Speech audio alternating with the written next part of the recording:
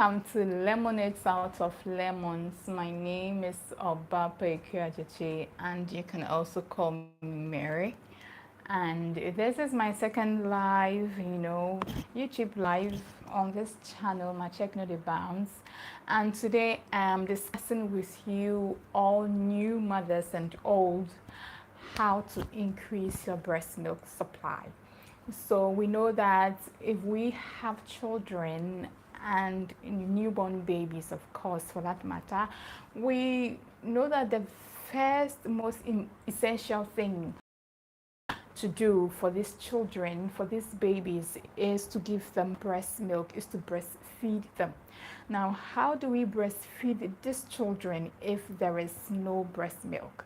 So today's video is going to be about how to increase your breast milk supply quickly, and I'm going to share with you breast milk increase tips that I have personally experienced. And here on this particular channel, I show you things that I have experienced, and I know it's definitely going to help you. So you can also hit on the like button if this video provides you with value, and you can also subscribe. And please don't forget to subscribe. If this is your first time, hit type 1 below in the comment section, type 2 if you have watched it on the replay, type 3 if you're already a part of this channel, and don't forget to always join me here every Sunday as we share tips on how to be good mothers, to take care of our newborn babies and more. And if I have time, I will share with you my life with caring and my family. Yeah, great. So let's go straight to today's video. So how do you increase breast milk supply? And for that matter, how do you increase breast milk supply quickly? When I had caring, I didn't go through the shortage of breast milk, okay? Because, well, the midwives injected me immediately after delivery, and what they told me was that the injection, I took some injections though, but that particular injection was to tell my brain that there is no baby in the womb. Therefore, the milk, the breast needs to provide milk to feed my child. Okay, so that one is something that happened immediately after delivery. But then, what can you do after delivery? What can you do?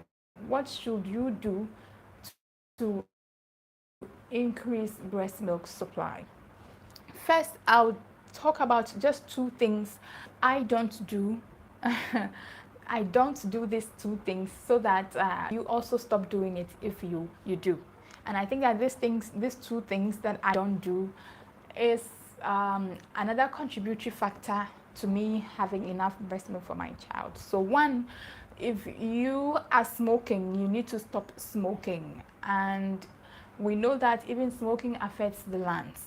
So whatever reason that the scientists give as a reason to stop, that will hinder your breast milk flow, stop doing it. I don't smoke, and I don't know why smoking hinders breast milk supply. Maybe if you're a nurse, you're a health practitioner from the horse's own mouth, leave it here below in the comment section, okay, so that people will get educated. And also, I made sure that immediately my child was born, she was less than 5 minutes, she was with me. So immediately she came, I took out my breast, and as much as I had no breast milk, I took it out and I fed her. Yes. So, and I also don't take birth control pills. If I was taking birth control pills, which I thought that I should have, I wouldn't have had caring in the first place. I wouldn't have conceived in the first place. But I don't take birth control pills. And birth control pills contain some chemicals which stops the which stops some hormones from operating, from doing what they are supposed to do, okay, for the lack of the word. So if you breastfeeding and you take birth control pills, definitely it's going to inhibit your hormones from producing the breast milk. You know that our hormones produce breast milk. Yeah, so stop taking birth control pills. If you're smoking, you stop doing that, and immediately your child is born, you should give out the breast milk. Okay, even if you're going to use breast pump. Guys, do you understand? Yes, so quickly let's go to the tips that you have to do to tips that you have to follow to increase breast milk supply quickly. Okay, yes, so the first thing that you need to do is breastfeed. I mentioned earlier that when Karen was brought to me, immediately I didn't know how to breastfeed, but I took my breast out and I was breastfeeding. So breastfeed. Now this breastfeeding shouldn't be just a one-time thing.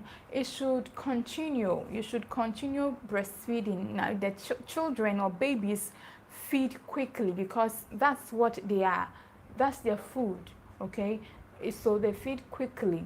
And if you're going to do exclusive breastfeeding, which I did, I continued 2 hours in between times. So every 2 hours within a 24-hour, I'm breastfeeding. So this communicated to my mind that there is a baby that needs to be breastfed. So the milk kept producing and producing as I kept continuously for the 24 hours to breastfeed, even when she was sleeping. Because within 2 hours, when she was sleeping and my breasts were full, I had to, it became painful, so I had to, give it to her so that she feeds, and then I will also be free for another production of breast milk, right? So continually breastfeed. Now, whilst you are breastfeeding, make sure that you have a proper latch.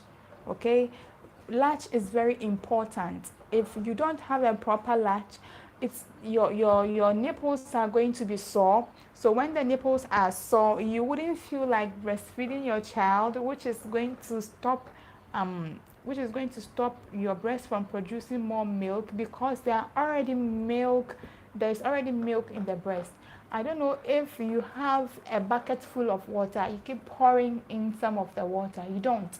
If the bucket is full, you don't need to pour in more water. You let it be.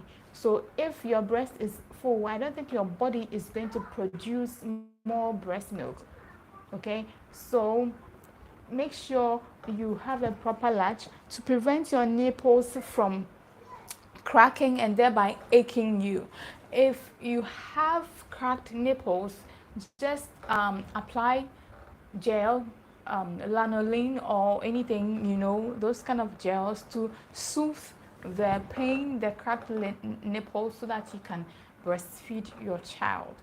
Okay, so guys, at this point, if I'm making sense, if I've said something very valuable, hit on the like button, and also you can share this video. So the next I'll talk about is that you need to alternate. You need to alternate between the breast.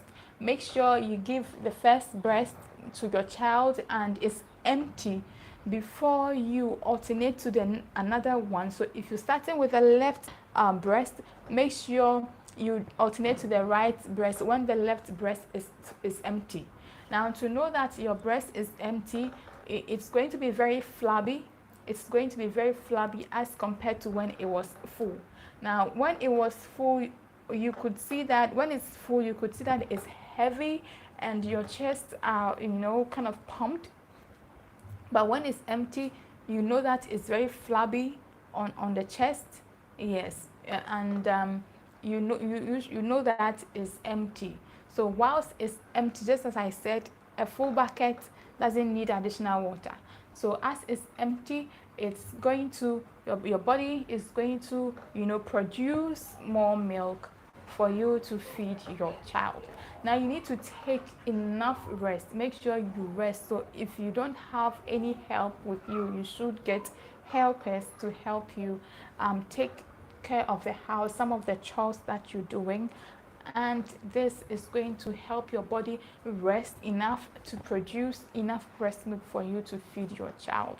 You should also eat a healthy, balanced diet. Now, here in our part of the country, Ghana, whenever you deliver, you have a baby, your family makes sure to prepare some soup. We call the palm nut soup. We derive it from the palm fruit. It is the palm fruit is boiled. It is pounded, and then we add fish, tomatoes, onions to the soup. And this soup, when you eat, it rejuvenates your body, revitalizes your body, and it aids in the producing of more extra and continuous breast milk. Now, these foods, I would like to mention a few. I'm sorry if you don't have an African market in your area. Make sure you get an African market, and you should do these foods. You should cook these foods for you to have enough breast milk. The first meal or the first food I'll talk about is peanut or granite paste.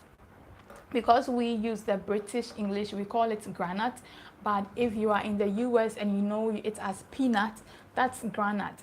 So you can fry this granite or the peanut, and then you blend it, okay? You make sure it's grounded into paste. Now you can eat this peanut butter with your bread, or you can turn it into soup. I'm going to list how the ingredients that you're going to use to prepare all these soups below in the description after this video, so you make sure you check it out. So we have granite paste, as I've mentioned. You put it in a soup form, and then you take or you drink all the time. Now there is I mentioned the palm nut. We make palm soup out of the palm nut. It's also another form of soup. It has the same ingredients. I'm going to discuss it in the description. We have something we call light soup. I don't know why it's called light, but that's how we call it. It's the light soup. It has the same method of cooking and ingredients just as the peanut butter soup and the palm nut soup.